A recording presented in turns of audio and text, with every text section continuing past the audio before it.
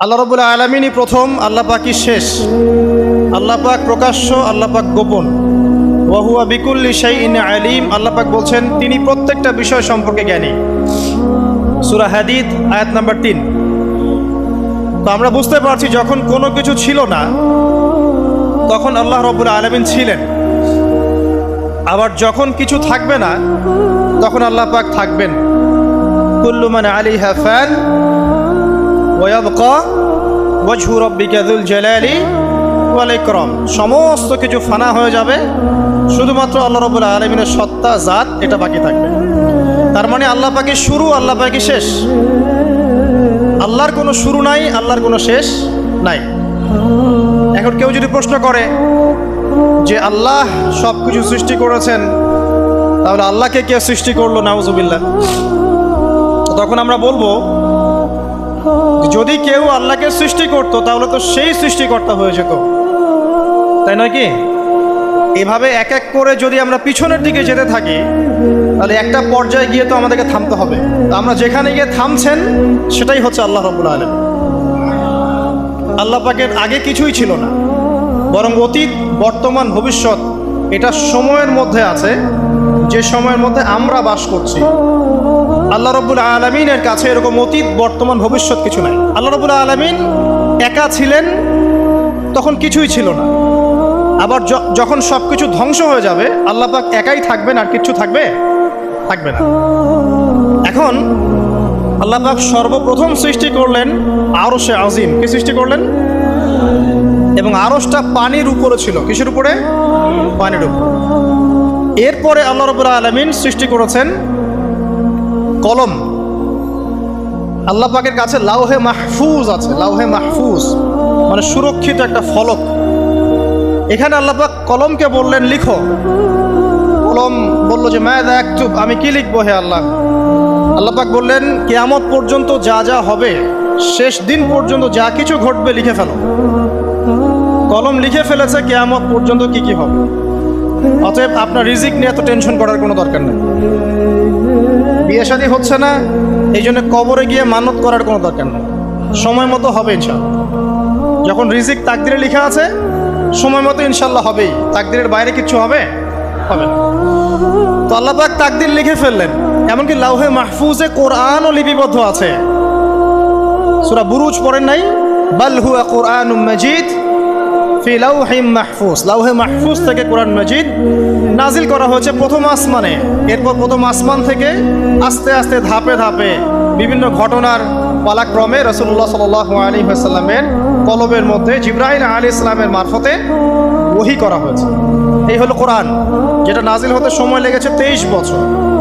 তো লাউহে মাহফুজ আল্লাহ রাব্বুল আলামিন সব লিখে ফেললেন। এভাবে 6 দিন, আল্লাহ পাকের হিসেবে 6 দিন কত লম্বা আল্লাহ ভালো জানেন। 6 দিনে আল্লাহ রাব্বুল আলামিন এরপর সৃষ্টি করলেন পুরো মহাবিশ্ব। পুরো মহাবিশ্ব বলতে আমি শুধু পৃথিবীর সৌরজগৎ বোঝাচ্ছি না।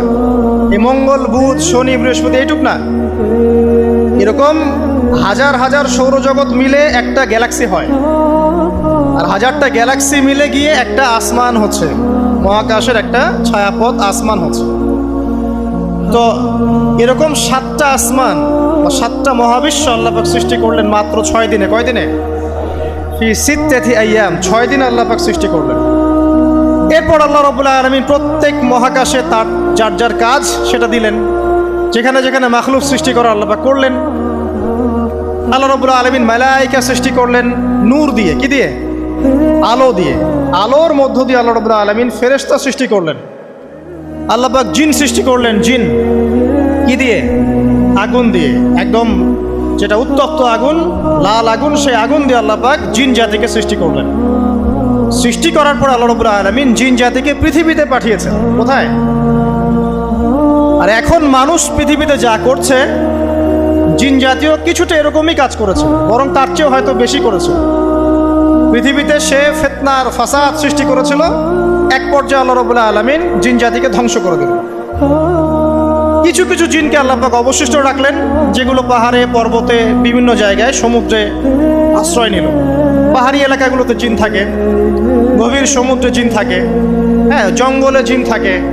এরকম কিছু জায়গা আছে, এগুলোর মধ্যে জিনরা থাকে। ওদেরকে ডিস্টার্ব করতে গেলে সমস্যা, আপনাকে ধরে ফেলবে।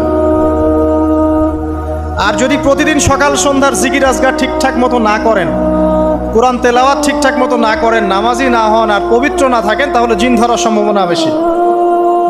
আর আমার মনে হয় এখনকার যে মেয়েগুলো রাস্তাঘাটে ঘোরাফেরা করে, এদের বেশিরভাগই জিন ধরা। কারণ আছে, এমনি এমনি বলি নাই। এটা আপনাকে বুঝতে হলে আল্লাহ এবং তার রাসূলের চোখ দিয়ে দেখতে হবে তো, কারণ তাদের চাল চলন স্বাভাবিক না, কিছু একটা ওদের উপর ভর করেছে। ওই ভরটা করার কারণে তার চাল চলন আজকে এমন হয়ে গেছে। এবং বহু মেয়ের ঘটনা এমন শোনা যায় যে সরাসরি তারা জিন দ্বারা ইফেক্টেড হয়। দেখেন না, রুকিয়া করতে হয়, শারীরিকভাবে রুকিয়া করতে হয়।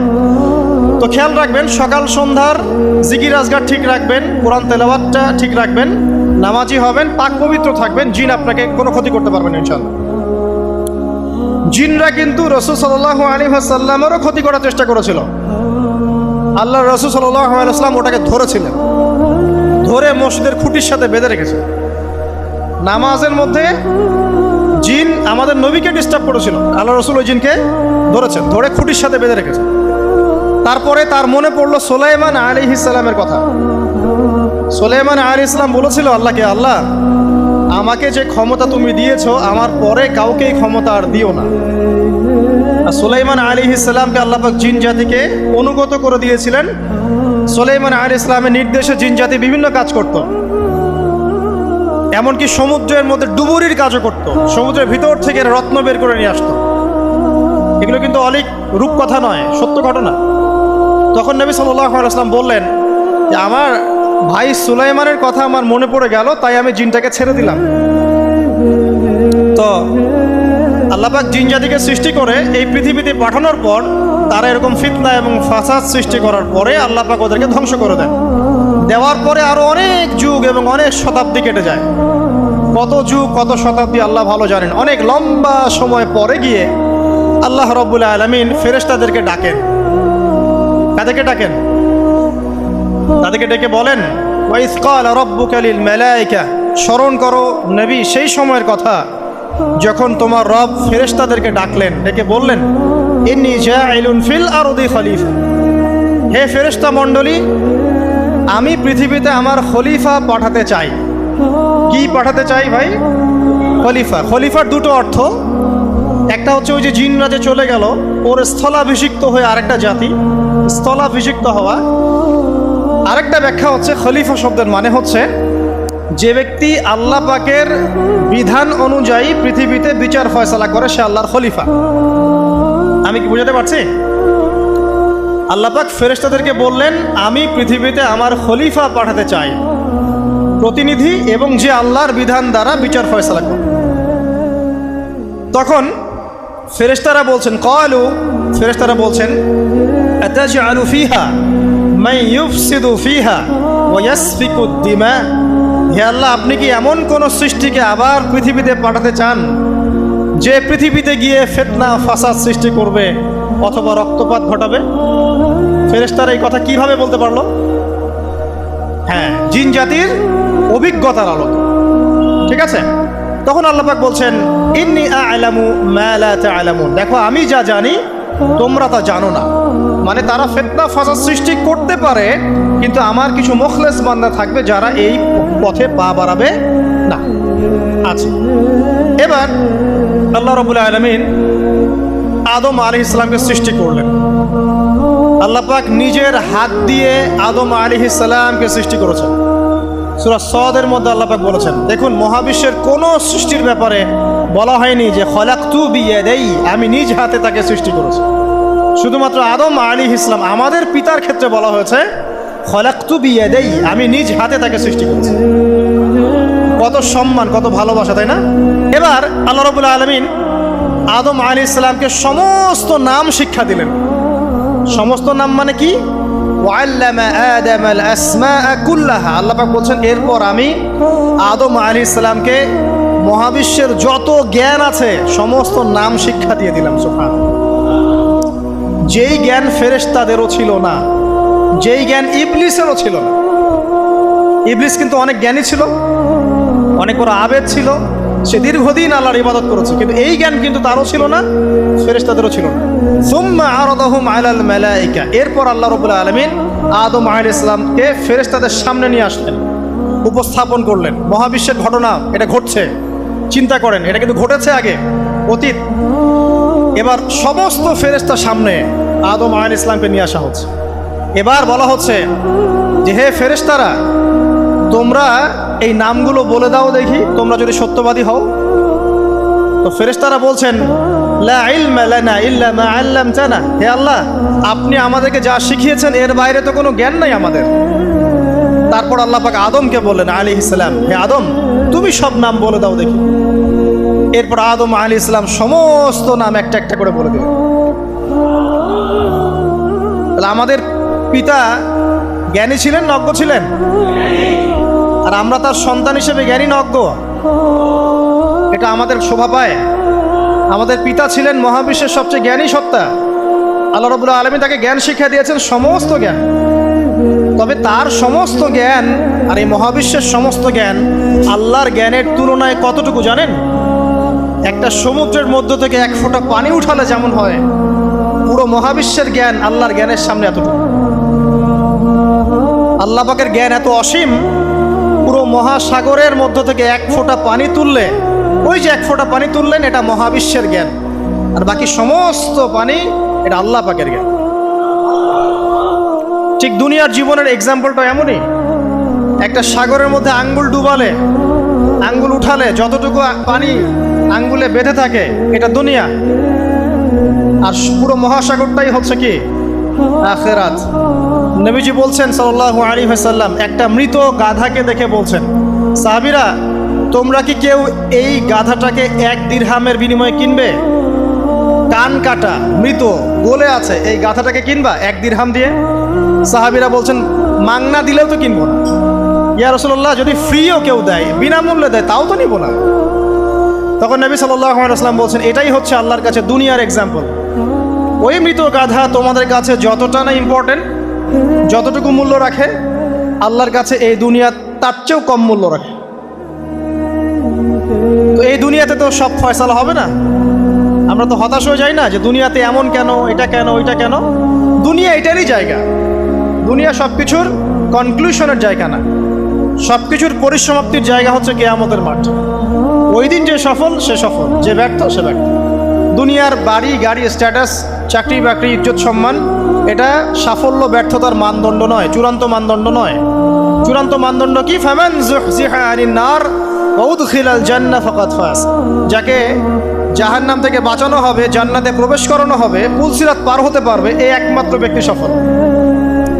সাফল্যের সংজ্ঞাটা জেনে রাখবেন, তাহলে আপনি দুনিয়াতে হতাশ হবেন না ইনশাআল্লাহ।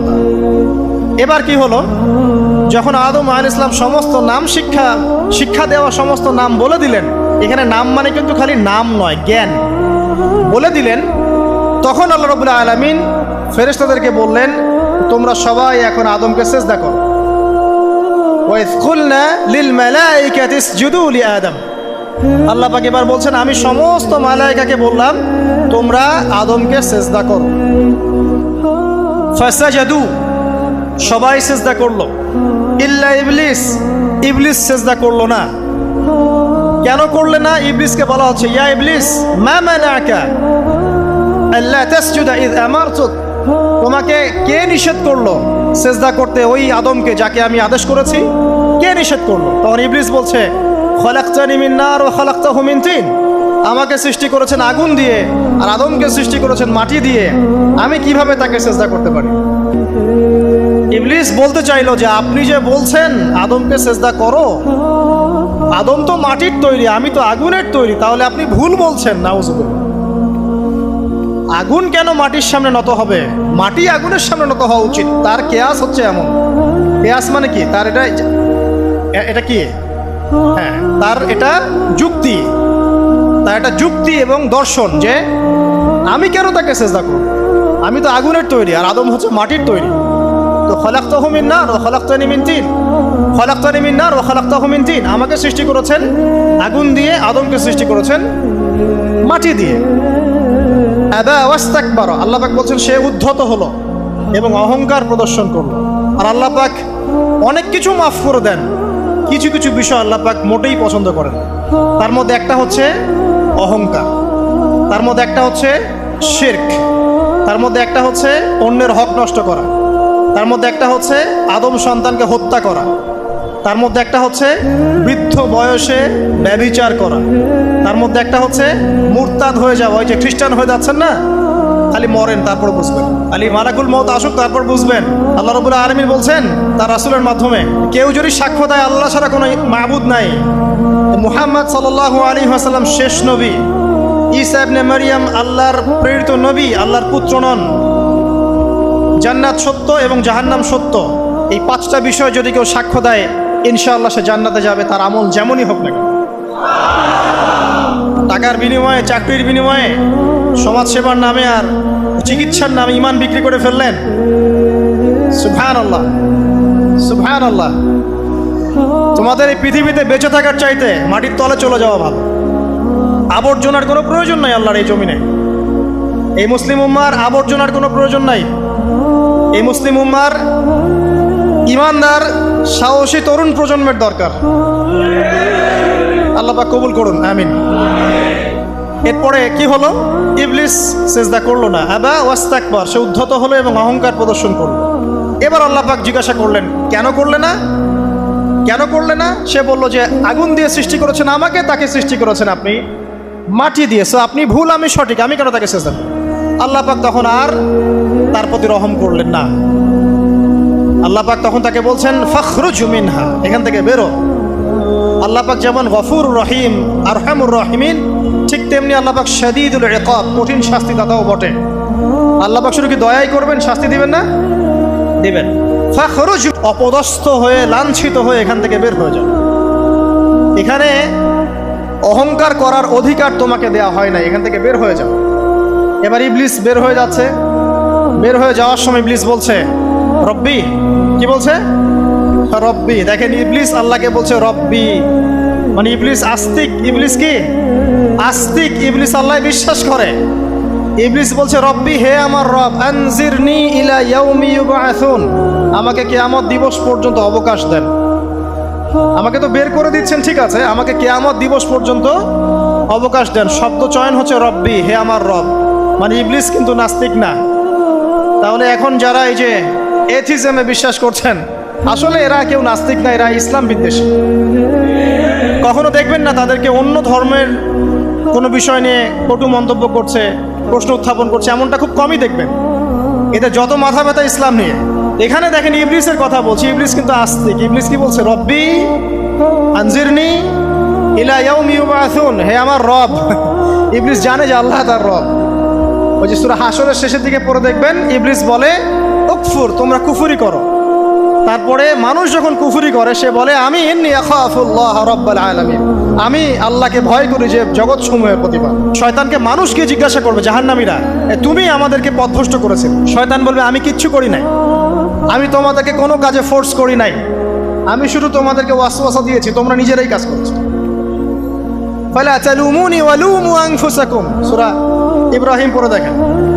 শয়তান বলবে তোমরা আমাকে লানত করো না, নিজেদেরকেই লানত করো, আমি তো তোমাদেরকে বাধ্য করে কাজ করাই নাই, তোমরা নিজেরাই করেছো এই কাজগুলো। আসুন সামনে যাই। এবার আল্লাহ পাক যখন ইবলিসকে বের করে দিলেন, সে বলছে আমাকে কিয়ামত পর্যন্ত অবকাশ দিন।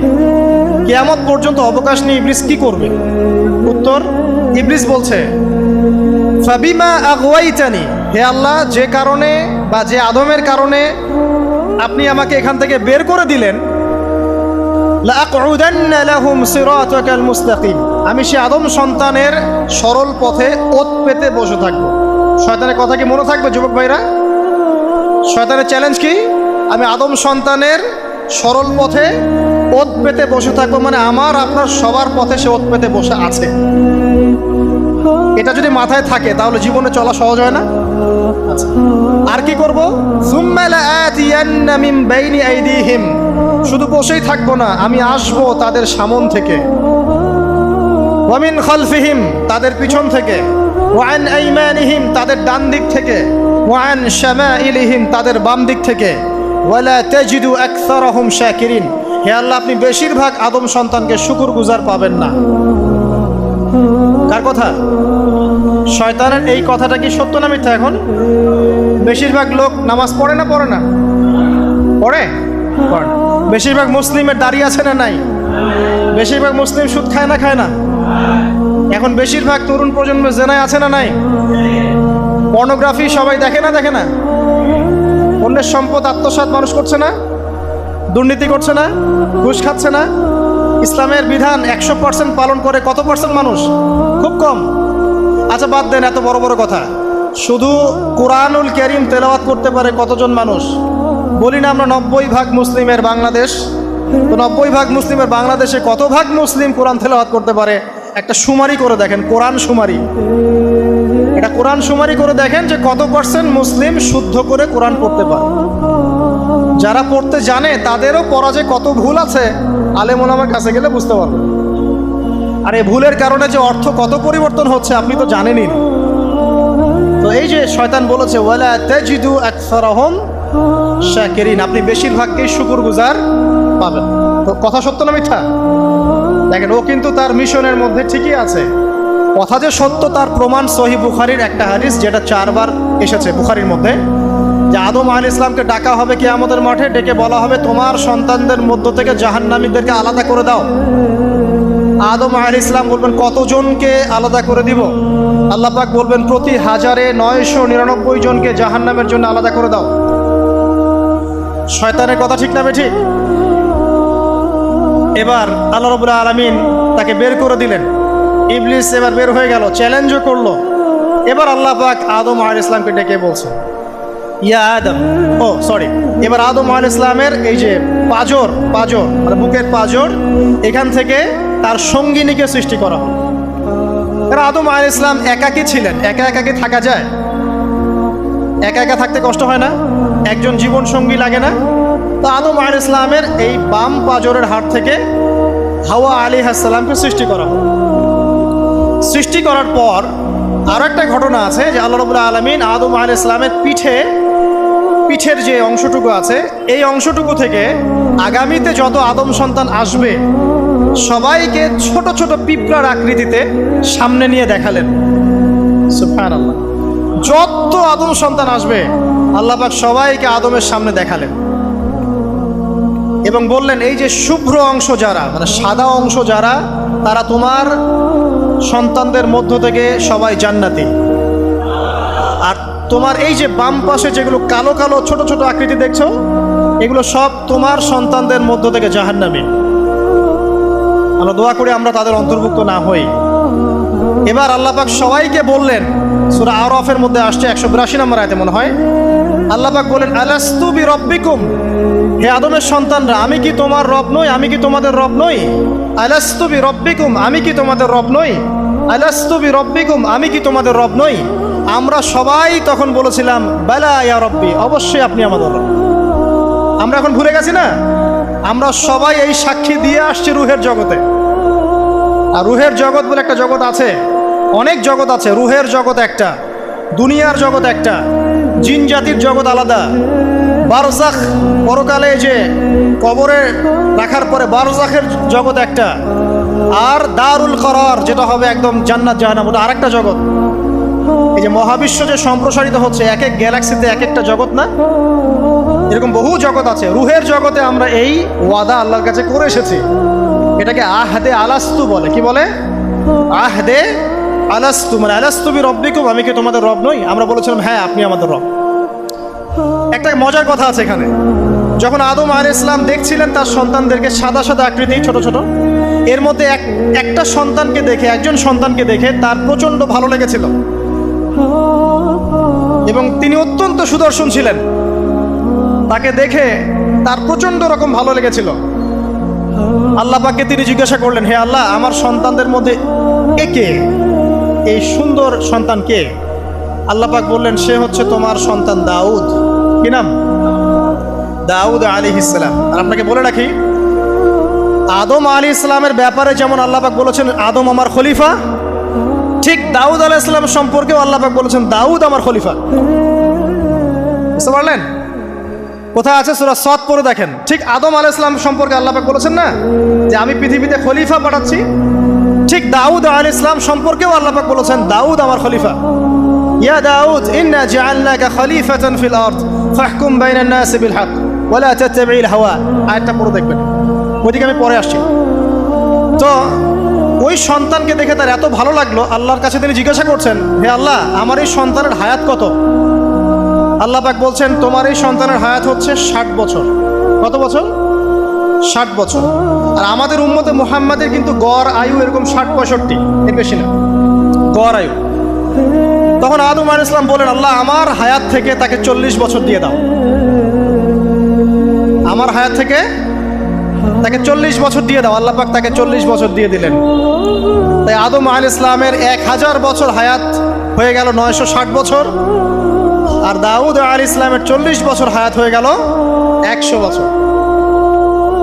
এখন আসেন এই জায়গায় যে আদম আলাইহিস সালাম এবং দাউদ আলাইহিস সালাম দুইজনকে আল্লাহ পাক কি বলেছেন? খলিফা। খলিফা কে? খলিফা কাকে বলে? এটা একটু শুনে নি ছোট্ট করে। সূরা সদ পড়বেন 24 কি 26 নম্বর আয়াত। আল্লাহ পাক বলছেন, ইয়া দাউদ, হে দাউদ, খলিফার কাজ কি এটা শোনেন। হে দাউদ ইন্না জাআলনাকা খলিফাতান ফিল আরদ, নিশ্চয়ই আমি আল্লাহ তোমাকে পৃথিবীতে খলিফা করেছি। কি করেছি? খলিফা করেছি। তোমার কাজ কি? ফাহকুম বাইনান নাসি বিল হক, মানুষের মাঝে আল্লাহর বিধান দ্বারা হকের মানদণ্ডে বিচার ফয়সালা করবে। তাহলে আল্লাহর খলিফার দায়িত্ব কি? আল্লাহর বিধান দ্বারা বিচার ফয়সালা করা। ওয়ালা তাত্তাবি'ল হাওয়া, তুমি নিজের প্রবৃত্তির অনুসরণ করবে না। ফায়ুদিল্লাকা আন সাবিলিল্লাহ, তাহলে তোমাকে এটা সরল পথ থেকে বিচ্যুত করে দেবে। ইন্নাল্লাযীনা ইউদিল্লুনা আন সাবিলিল্লাহ, নিশ্চয় যারা আল্লাহর পথ থেকে বিচ্যুত হয়ে যায়, লাহুম আযাবুন শাদীদ, তাদের জন্য কঠিন শাস্তি আছে। বিমা নাসু ইয়াউমাল হিসাব, এই কারণে যে তারা হিসাবের দিনটা ভুলে গেছে। এই আয়াত থেকে খলিফার ফাংশন বুঝতে পারলেন? খলিফার ফাংশন কি? আপনি যা ইচ্ছা তাই ফয়সালা করবেন, নিজের মন গড়া যা ইচ্ছা রচনা করবেন। ফাহকুম বাইনান নাসি বিল হক, মানুষের মধ্যে হকের মানদণ্ডে বিচার ফয়সালা করো। হকটা কি জিনিস? আমার দর্শন হক, আমার ফিলোসফি হক, আমার যুক্তি, আমার বিজ্ঞান, এগুলোই হকের মানদণ্ড। হকের মানদণ্ড কি? কোথায় উত্তর আছে? কোরআনেই উত্তর আছে। কোন সূরা? সূরা কাহফ। কত নম্বর আয়াত? আয়াত নম্বর 29। আল্লাহ পাক বলছেন, ওয়াকুলিল হাক্কু মির রাব্বিকুম, হক সেটাই যা তোমার রবের পক্ষ থেকে নাযিল। কথা কি ক্লিয়ার? হক কি জিনিস? যা তোমার রবের পক্ষ থেকে নাজিল হয়। ফামান শাআ ফালইউমিন, যার ইচ্ছা হয় সে স্বীকার করুক। ওয়ামান শাআ ফালইয়াকফুর, যার ইচ্ছা হয় সে অস্বীকার করুক। ইন্না আ'তাদনা লিযালিমিনা নারান, অস্বীকারী জালেমদের জন্য আমি আগুন প্রস্তুত করে রেখেছি। তো এখানে আপনি হকের সংজ্ঞা পেলেন এবং হকের মানদণ্ডে বিচার ফয়সালা করলে পরে খলিফা হয়। যদি আল্লাহ পাকের হকের মানদণ্ডে কেউ ফয়সালা না করে, সে আল্লাহর খলিফা নয়, সে শয়তানের খলিফা। কথা কি ক্লিয়ার? আচ্ছা, এখন যদি আপনি বাধ্য হন কোনো ক্ষেত্রে সেটা আলাদা বিষয়, বাধ্য হয়েছেন সেটা আলাদা বিষয়, কিন্তু আকীদা স্পষ্ট থাকতে হবে যে আল্লাহ রাব্বুল আলামিনের বিধান চূড়ান্ত, এর উপর কোনো বিধান নাই। এখন আপনি আদম এবং দাউদ আলাইহিস সালামের মধ্যে একটা সম্পর্ক বুঝতে পারলেন। এবার আল্লাহ পাক আদম আলাইহিস সালামকে ডাকলেন, ডেকে বলছেন, আদম এবং হাওয়া, তোমরা দুজন উসকুন আনতা ওয়া যাওজুকাল জান্নাহ, এবার তুমি আর তোমার স্ত্রী হাওয়া তোমরা জান্নাতে থাকো। ফাকুলা মিনহা রাগাদান হাইথু শি'তুমা, জান্নাতের যেখান থেকে ইচ্ছা তোমরা ফল খাও বা যা ইচ্ছা তাই করো, সবকিছু উন্মুক্ত তোমাদের জন্য জান্নাতে। একটা বিষয়, ওয়ালা তাকরাবা হাযিহিশ শাজারা, এই যে গাছটা দেখছো এই গাছের কাছেও যাবে না। এখানে শব্দ এমন না যে গাছের ফল খাবে না, শব্দ হচ্ছে এমন গাছের কাছেও যাবে না। যেমন ওয়ালা তাকরাবু জিনা, জেনা করবে না আল্লাহ পাক বলেননি, বলেছেন জেনার কাছেও যাবে না। ওয়ালা তাকরাবু মাল আল ইয়াতিম, ইয়াতিমের মাল খাবে না আল্লাহ পাক বলেন নাই, আল্লাহ বলছেন ইয়াতিমের মালের কাছেও যেও না। আমি কি বুঝাতে পারছি? এই গাছের কাছেও যেও না। এবার জান্নাতে তারা থাকতে লাগলেন।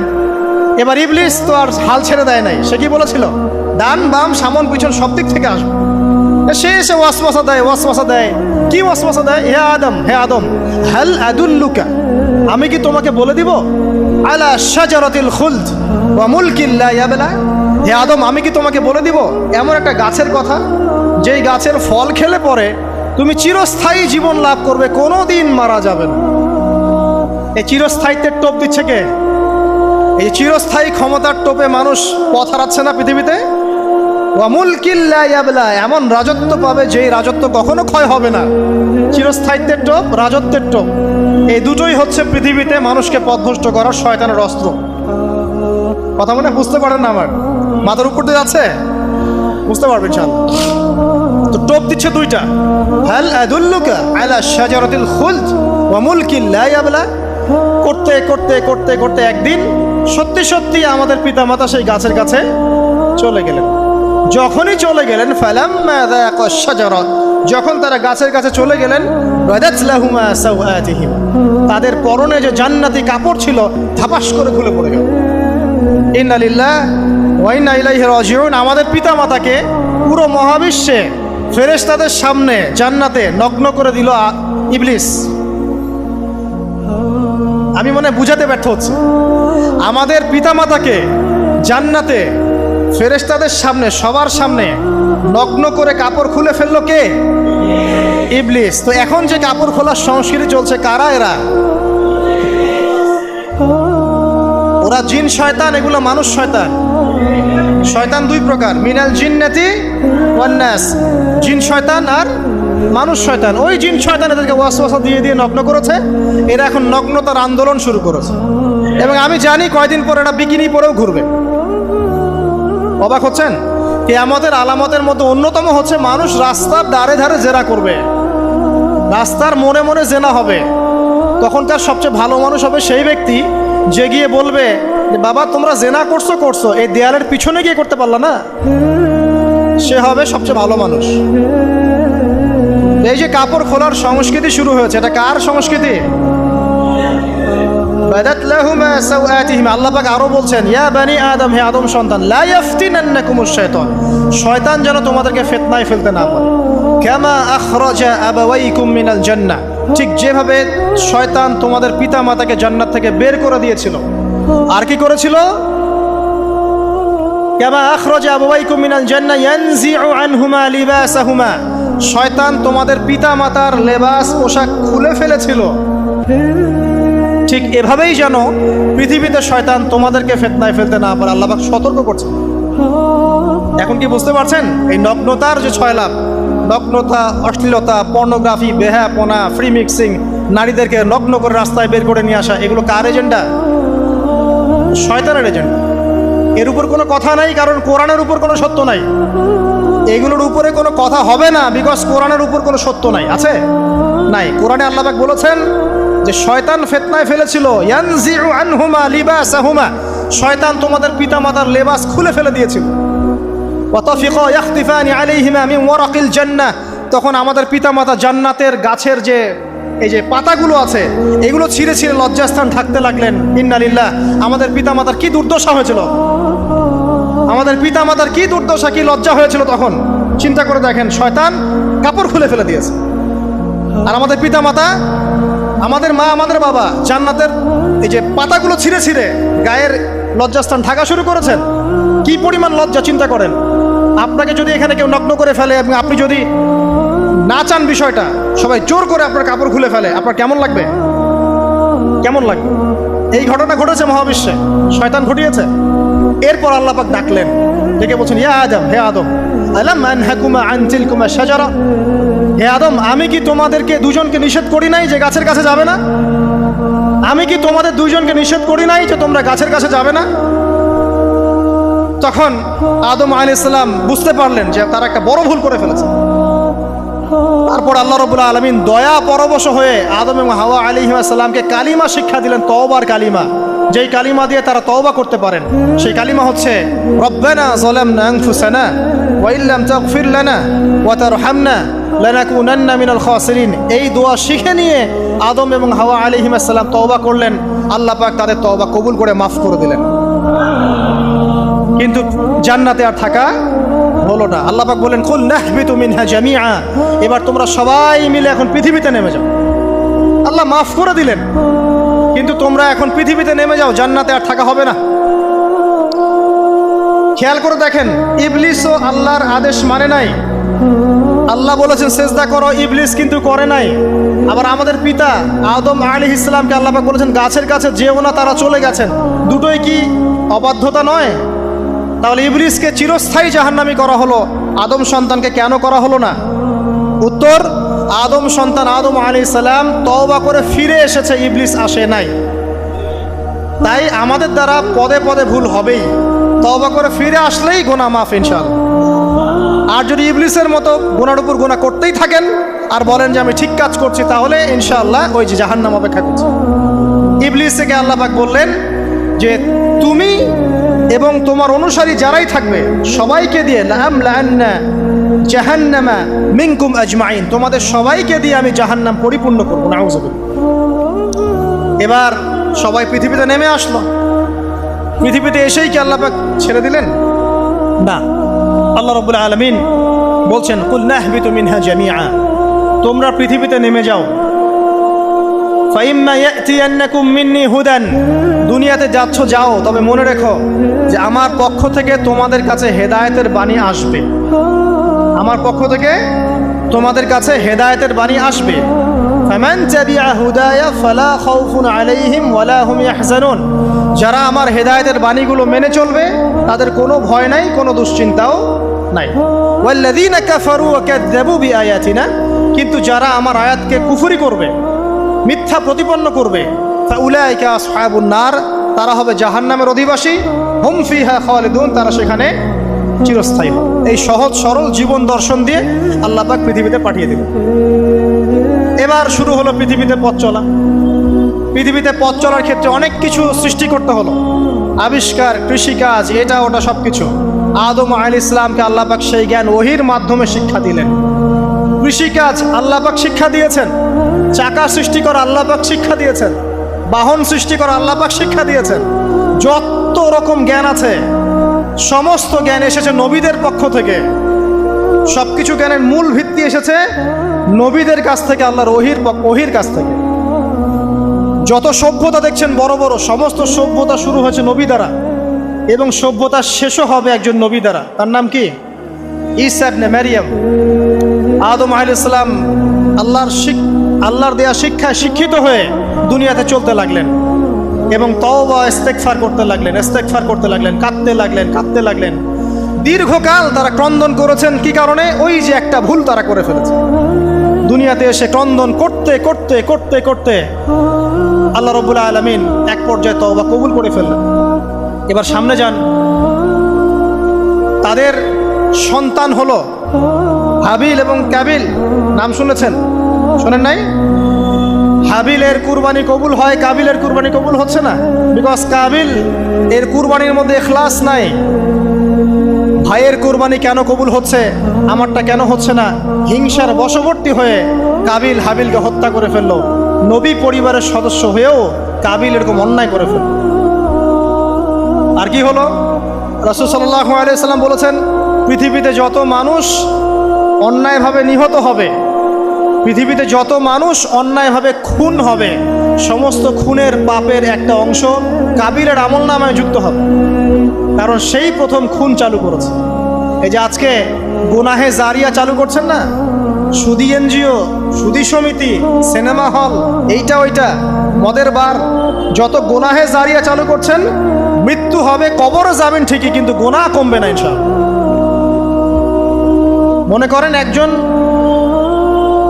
নগ্ন ছবিতে অভিনয় করেছে, ঠিক আছে, এখন নাই পৃথিবীতে, বা কেউ অশ্লীল গান বাজনা করে দুনিয়া থেকে বিদায় নিয়েছে, দুনিয়াতে তার গান এখনো বাজছে, সে কবরে শুয়ে শুয়েই সেই গুনাহগুলো পাচ্ছে। ঠিক আপনি যদি এখন ভালো কোনো কাজ করেন, দিনই কোনো ভালো কাজ করেন, মসজিদ হোক, মাদ্রাসা হোক, ইয়েতিমখানা হোক, বিধবাদের কোনো প্রকল্প হোক, বৃদ্ধাশ্রম হোক, মানবতার কোনো কল্যাণমূলক কাজ হোক, মৃত্যুর পরেও ইনশাল্লাহ আপনি নেকি পেতে থাকবেন। সদকায়ে জারিয়া আর গুনাহে জারিয়া ভালো করে বুঝবেন। একটা গুনাহ করে মাফ নেওয়া আলাদা বিষয়, আর গুনাহ চলতে থাকাটা আর একটা বিষয়। আল্লাহ আমাদেরকে হেফাজত করুন, আমিন। নবী পরিবার এগিয়ে গেল এবং তাদের সময়ে তারা শুধু ক্রন্দন করেছেন, ইবাদত করেছেন, আল্লাহর কাছে ইস্তেগফার করেছেন এবং ওই যে জান্নাতে ফিরে যাওয়ার জন্য তারা আপ্রাণ চেষ্টা করেছেন।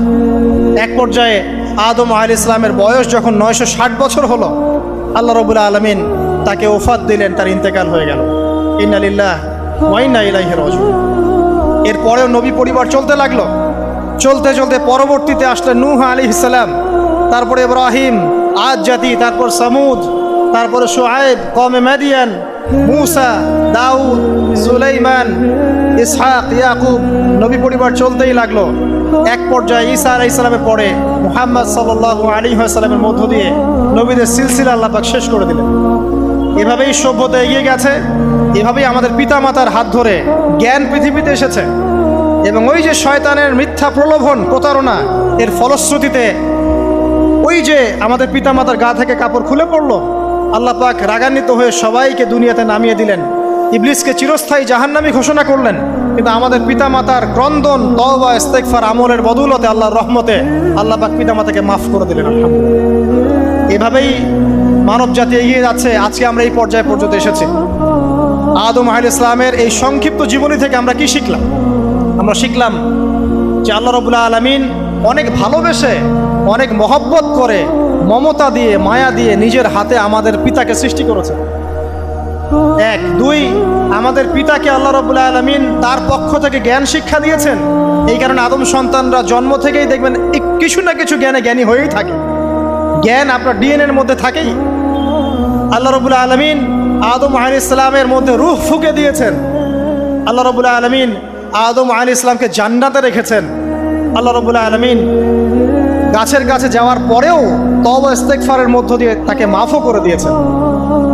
আল্লাহ রাব্বুল আলামিন আদম এবং হাওয়া আলাইহিস সালামের মধ্য দিয়ে এই পৃথিবীতে মানব জাতির সিলসিলা অব্যাহত রেখেছেন এবং কিয়ামত পর্যন্ত যত আদম সন্তান আসবে তাদের জন্য আল্লাহ পাক তার পক্ষ থেকে হেদায়েত প্রেরণ করেছেন। এক যুগে তাওরাত এসেছে, কখনো জাবুর, কখনো ইনজিল, কখনো কোরআন, সর্বশেষ টেস্টামেন্ট হিসেবে কোরআন এসেছে। এখন যদি এই ওহীর বাণী, কোরআন এবং এর ব্যাখ্যা হাদিস আমরা মেনে চলি, ইনশাআল্লাহ তাআলা আমরা আবার সেই জান্নাতে ফিরে যাব যেখান থেকে আমাদেরকে নামিয়ে দেওয়া হয়েছে। আর যদি আমরা কোরআন এবং হাদিস বা আল্লাহর ওহীর পরোয়া না করি, এর আলোকে জীবন না করি, তাহলে ওই ইবলিসের সাথেই আমাদেরকে জাহান্নামে থাকতে হবে। নাউযুবিল্লাহ। আল্লাহ রাব্বুল আলামিন আমাদের সবাইকে কোরআন এবং সুন্নাহ, আল্লাহর ওহী মেনে চলার তৌফিক দান করুন এবং ইবলিসের খপ্পর থেকে আল্লাহ পাক আমাদেরকে বাঁচিয়ে রাখুন। ইবলিসের যত এজেন্ট আছে, ওদের যে দুরভিসন্ধি, ষড়যন্ত্র এবং শয়তানি ফাঁদ, এগুলো থেকে আল্লাহ পাক আমাদেরকে, আমাদের মা বোনদেরকে, আমাদের পরিবারের সদস্যদেরকে, আমাদের সমাজকে, রাষ্ট্রকে আল্লাহ পাক হেফাজত করুন, বাঁচিয়ে রাখুন। আমিন।